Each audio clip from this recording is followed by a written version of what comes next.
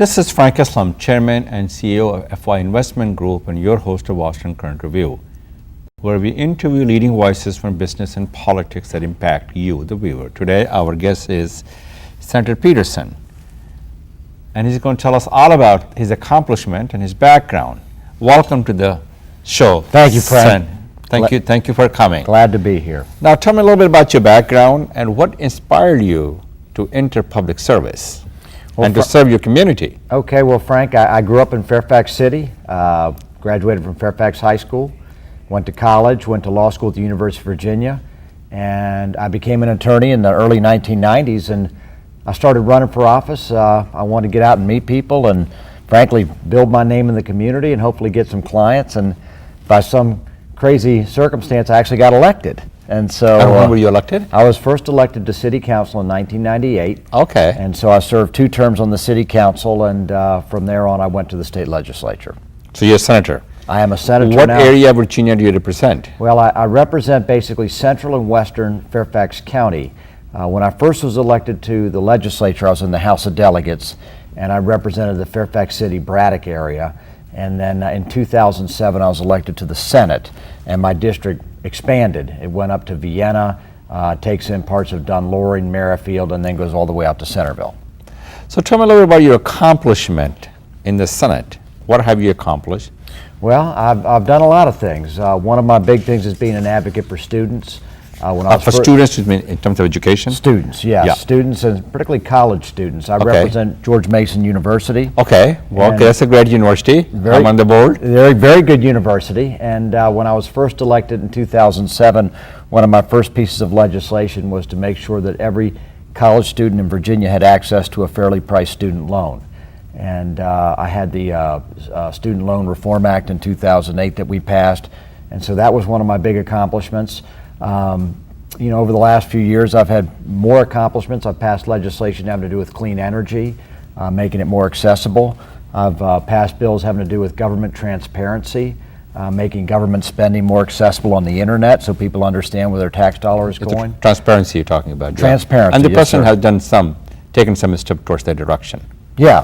Obama administrations. Well, and I've sort of tried to follow up on the Obama administration using the internet more and making government more accessible. And then this year I had a bill that dealt with transportation, transit funding, making sure that when we allocate money for transit, it goes to systems that are reliable and have good safety records, and that we actually use performance criteria before we just award the money. You're talking about performance metrics? Yes, performance metrics, exactly. That's exactly right. Okay, so that's how you measure their performance. Yes, and so that was Senate Bill 1140 was my bill, and was actually the McDonnell administration asked me to carry it, so I did. Great, so let's talk about the transportation bill. Yes, sir. That just got passed. I couldn't remember HR something. I think it's House Bill 2313. Okay, that includes several tax increases. Did you vote for it? I voted against it. Okay, why did you vote against it? Well, because of the tax or because of the transportation? A lot of reasons. Okay, tell me a little bit about it. I'll give you 5 reasons. Well, actually, let me try and narrow it down. The most important reason why I voted against it was it took our existing system for funding transportation, which says that users of the highway actually will pay for the transportation system through gas tax and things of that nature, and we shifted that where instead now we increase the sales tax so that the sales tax, which used to go to education, will now be used to pay for highways. So I didn't like the fact that we were getting away from that user pays system. The other part I really didn't like, Frank, was that under this new law, Northern Virginia will have a higher sales tax than the rest of the state. And how much you pay now? Right now we pay 5%. 5%. Well, the state of Maryland is, I believe, is 6%. Am I correct? Well, I may, but I don't represent Maryland. So You're absolutely right. You represent the state of Virginia. I represent Virginia, and my constituents will now pay 6%, and a portion of that's going to be a higher tax. It's really discriminatory versus the rest of the state, and I can't agree with that. I don't believe that my constituents ought to pay a higher tax because, again, they don't get a better service. But it did pass the bill. The bill was passed. The bill did pass, and it had both Republican and Democratic you're votes. right. And again, it's not like I've voted for tax increases, I've voted for tax decreases, but I figure there's some people that vote against every tax increase, there's some people that vote for every tax increase. I'm kind of in the middle. I didn't vote for this one, though. Now, we talked about a little bit of the transit spending. You've been champion of that bill. Can you tell us a little bit about that? Yeah, one of the things I've been trying to do over the last few years is make government more accountable for how we spend money. And I've talked with the McDonnell administration. I'm a Democrat, so I don't always agree with them. In fact, most of the times I don't agree with them. But don't agree with the Republican and the governor because he happens to be a Republican governor. Well, sometimes. I mean, that's how politics works. Exactly. We dispute a little bit, but they had come to me and said, "Look, Chap, we want to redo and reform how we spend money on transit. And as it is right now, you have some very large transit systems like WMATA, which runs Metro. You have a bus system in Richmond. You have a light rail system in Norfolk and Virginia Beach. And you've got about $150 million of state money that goes to these systems. And there's no accountability for how the money is spent, whether it's used successfully. And so we came up with a bill that would have performance metrics, and essentially that the money we would go to each transit system, they would have to account for how they spent it, and if they used it in a way that was successful, they increased ridership, for example, they can qualify for more money. So that's one of the things that we passed this year. What's your thoughts, Senator Peterson, with regard to two questions that I would like to ask? Number one, reforming the tax code. Number two, about the gun legislation that's brewing right now in the Senate as well as in the Congress, in the House of Representatives, not to do with Virginia. We're talking with the federal. Okay. Well, let me start with reforming the tax code. And please call me Chap, by the way. Everybody calls me Chap. But, Frank, I look at the tax code in Virginia right now, and there's a lot of loopholes in it. Exactly. There's a lot of tax credits and tax deductions. And, again, there's not very much accountability for how those loopholes actually help our economy or whether or not they actually cost our economy. So I had in a constitutional amendment this year that would have taken every tax credit, which is essentially a way by people avoid paying taxes because they invest in a certain school or product, and say every tax credit could only last for 5 years. It would have to expire after 5 years unless it was reenacted. And the value of that, it means that people would have to come back and show to the assembly, hey, this is why this tax credit is creating jobs or creating some opportunity. And if they can't show it, then let's get rid of it. So that was my amendment. I got it out of committee. It was died on the floor of the Senate because the lobbyists hated it. Because obviously all the special interest groups, they're there to advance the special interest right, groups. The special interest groups. That's what their job is. They've got the advantage. So yes, they do. They don't like that. But that was one bill. Now, that I do, and I support that concept very strongly. I still support it. In regard to the gun control, I will say I believe I'm a gun owner myself, and I believe in the Second Amendment, but the Second Amendment, like all civil rights, can be subject to reasonable restriction. I think one of the most important restrictions is disqualifying certain people from owning firearms, and those should be people that have a history of violent crime, or they're a convicted felon, or they're under a domestic restraining order, or they're someone that has a history of mental illness. There are some people. So even if you perform the background checks, would that prevent it? Well, we have in Virginia, I believe we have a do not sell list with about 200,000 names on it. And so if you buy a firearm in Virginia and your name's on that list, the sale's not going to go through.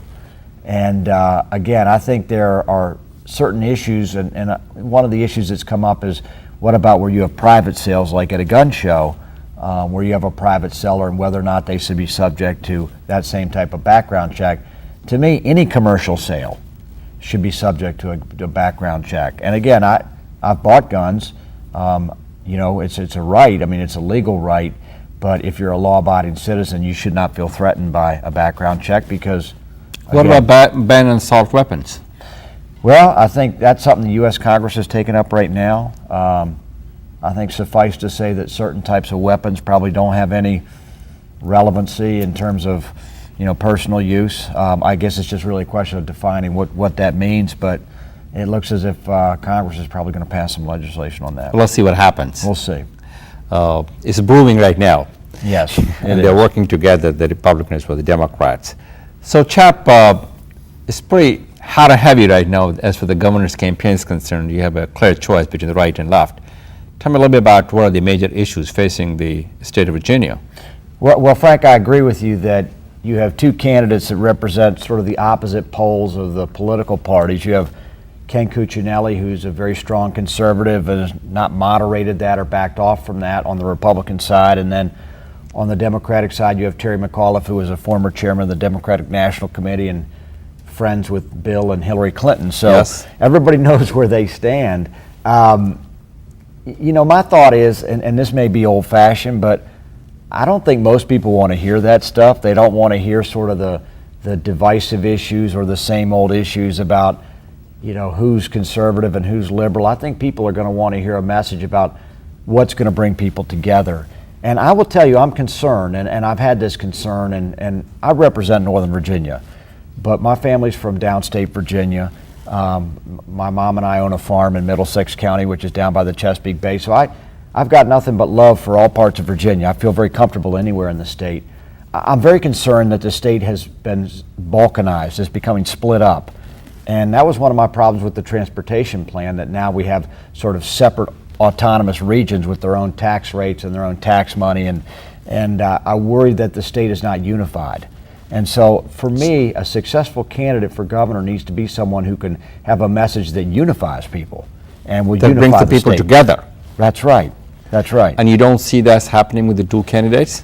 Well, it's not that I don't see it happening. I just think that's what they've got to articulate over the next You said it very 6 well. months. They've got to articulate They that. need to articulate that message. Right. They need to come out and say, everybody knows I'm a Democrat or Republican, but here's what I'm going to offer going forward that's going to have something for all people, as opposed to just the people in my party. And a lot of people have issued the transportation in Virginia, a lot of creating jobs, building a prosperity, education system, funding the education, infrastructure. There's many, many issues that this governor, whoever gets elected, has to face. So those are the issues that have to talk about it. I think you have to look at this state that with sequestration. Yeah, and which is going to have some effect on it's it. going to have an effect, and with the restricting of the federal government, this state is going to be less dependent on the federal government, which means that Well, it's already less dependent. It's only 40% of the economy dependent on federal spending, according to my estimate. Well, that's correct, but the bottom line is we've got to come up with some type of independent economic vision. Yes. And to me, you know, we have so many agricultural resources in Virginia. We have so many